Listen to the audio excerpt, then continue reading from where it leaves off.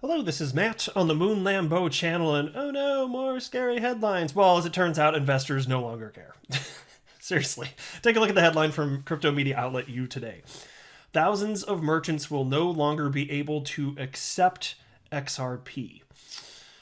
And of course, you already knew it before I said it, this is happening because of the SEC charges against Ripple and the uncertainty provided as a result of all of this. But it's fascinating to me because you can talk about some of the charges, even if you think about what new SEC Chair Gary Gensler has previously stated way back in 2018 about there not being much utility surrounding XRP. Well, the entity that allows thousands of merchants to use their XRP to purchase things, I think they probably disagree with that statement. Nonetheless, they're forced into a position where, for legal protection, what choice do they actually have? And so, I don't blame companies that are acting, in a way that's not positive for XRP as a result of the SEC news that they're going after Ripple.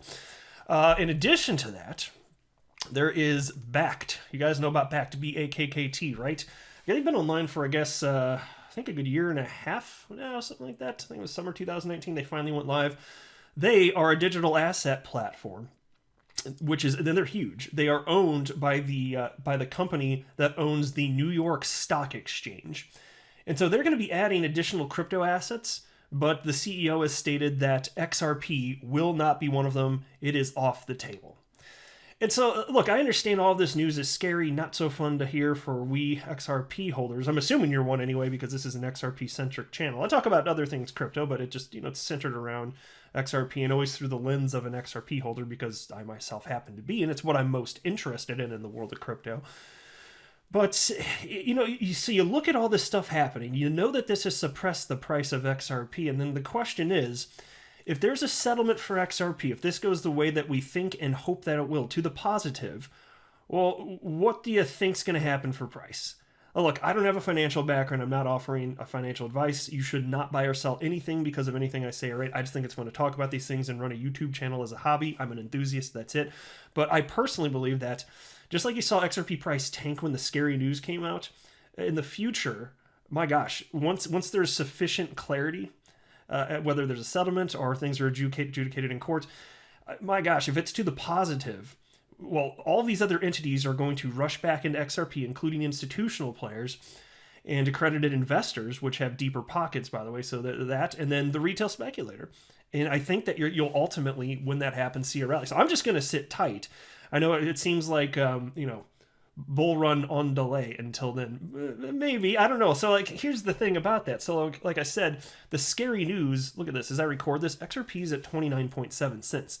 There's been a bunch of scary news. I cover the good and the bad news on this channel. This is not a hype channel, so you're going to hear, I'll always give my own honest, genuine opinion, but I'm not going to pretend that bad news isn't out there. I'm going to address it head on, and if I think it makes sense, I'll say, yeah, this is a bad thing, and if I don't think it makes sense and it's just FUD, then I'm going to say that too, but I'm always going to cover it. And what I'm seeing, though, is that despite all the really scary headlines coming out, today, yesterday, the last few days, really, it's not negatively impacting the price of XRP. So I'm going to keep pointing this out.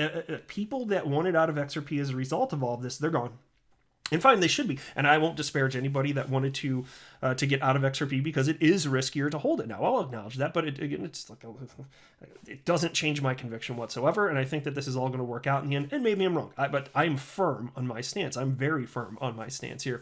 And so as a result, I do think that you will see XRP move in tandem with the market. Albeit fine, a lot of the participants, XRP holders, they have exited, stage left, got it. But you know what happens? So the people that are here now, like me, the ones that have strong conviction that are holding or purchasing XRP, there's always going to be a certain percentage of those coming in. But the neat thing to me, given that I'm firmly convinced XRP is just following the broader market, is that when XRP does take off at some point, even albeit at a lower level, with the rest of the market, once there's a green candle, what do people do? How do humans behave? They chase the shiny. There will be a shiny green candle, and they will rush in. That's how humans behave. And there's no indication that that XRP is not going to move in tandem with the market. I don't know what the hell kind of scary news would have to happen to change that, because we got the worst news on the planet, and it's still moving in tandem with the market. So there you go. I'm just saying. But as far as this piece, thousands of merchants no longer able to accept XRP. Lithuania-based cryptocurrency payment provider Coingate has made an announcement about dropping support for XRP, the token issued by Ripple Labs on January 15th. This means that over 4,000 merchants will no longer be able to accept the cryptocurrency via this service. While the exact reason behind the XRP snub has not been specified, it is clearly related to Ripple's legal battle with the U.S. Securities and Exchange Commission. Launched in 2014, Coingate made it possible for businesses around the globe to get paid in Bitcoin and various altcoins. As of now, it supports over 50 cryptocurrencies. Now, I do want to be clear, because this is the way that it's always reported. Like when you see Bitcoin maxis out there talking about people are getting paid in Bitcoin, not quite true. This is a middleman, so your Bitcoin, if you're going to purchase something with Bitcoin or XRP, it goes to this entity, and then the actual merchant gets their fiat currency. They're never holding on. So it's not really quite true. To me, when people say it like that, either they're misinformed or knowingly being a bit disingenuous, but that's not really how this works. I mean, I don't know. Maybe what's bugging me is, even if people are not trying to be disingenuous, it's just not precise enough. But I don't know. Maybe I'm wrong for wanting to get too far into the weeds, but it's not technically the case that these merchants are receiving the cryptocurrency. Even so, I will still argue that this does represent utility. If people like to hold XRP and they want to use it to send to this middleman, and then that gets converted to fiat currency for whatever merchant they're purchasing from, that represents utility. So that's why it's just one more out of a bazillion reasons, like roughly 11 billion reasons why XRP is not a security, right? And so 4,000 merchants, that sounds like a lot, and it is, but check this out. Bitpay, the leader in the cryptocurrency payments business, with over 50,000 merchants, is yet to make a similar move after adding support for XRP 1 year ago. 50,000. So the one that canceled 4,000, Bitpay the biggest, 50,000. Is XRP going to go bye-bye? I don't know. It's just interesting because I don't know what this Lithuania-based company was thinking when they did this. Couldn't you have just canceled it for merchants that are in the United States if you're not even a United States company? I don't know. There must have been other concerns that I'm unaware of that made them think, okay, we need to do this to protect our business. And again, I'm not faulting them for doing it whatsoever. You got to do what you believe is in the best interest of your business. And again, once there's sufficient clarity, I think that a lot of these types of decisions will be reversed. So as for Bitpay, I'll be watching for them. It could be the case that you see a similar story in the future, in which case I'll report on it, but hopefully not. We'll see. I don't know. It's also true, and I still acknowledge, even though this does represent utility, most people are not using their cryptocurrency to purchase stuff, period. But there you go. Not everybody is given XRP the cold shoulder. I just want to mention this briefly because I already reported on it, but here's a headline from you today. Gatehub stands by XRP awaiting court decision. And so here's a cryptocurrency exchange that, like the way they wrote this, I covered it in a video, and it seemed to me, the way that the tone to me, it's as if Gatehub, the cryptocurrency exchange Gatehub, they were like offended by the SEC action, because they're like, well, holy hell, if you had said this years ago that this is a security, then if that were the case and it were proven to be a security, we wouldn't have even worked with Ripple in the first place, especially if there's any sort of fraud. And there are no fraud allegations against Ripple, mind you, or anybody working for Ripple. But they made it pretty clear that they didn't mince words. They're like, XRP, we do not believe XRP ever has been or is a security. And so they refused to delist it, which I thought was pretty cool anyway. So then there's this story about Bakkt. Bakkt planning to support additional crypto assets. CEO says XRP is off the table. The CEO of Bitcoin futures and payments firm Bakkt says the company has plans to support multiple crypto assets aside from Bitcoin. In an interview of the Axios Recap podcast, Galvin Michael details the coming launch of Bakkt app, which is designed to give people a simple way to pay for everyday items using digital assets. And here's a quote. What we are trying to do is to provide infrastructure to power the wallet of the future. We are looking to show the consumers we recognize hold value far more than they realize in these digital assets. And what we want to be able to do is just give them the ability to accelerate the shift to the use of digital assets in payments. They can be a form of cryptocurrency, or it can be any other form. And you can turn your hotel points into airline miles. You can use Bitcoin to pay for rewards points.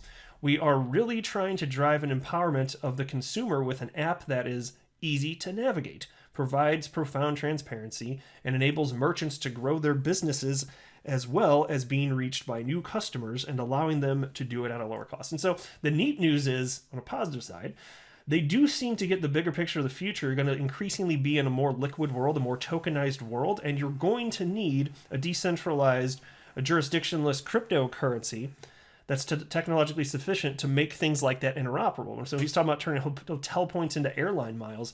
Even if it's not the end user, and it typically wouldn't be the end user utilizing XRP themselves, it would be used in the plumbing behind, because you need something that is sufficiently liquid in markets the world over to do something like this.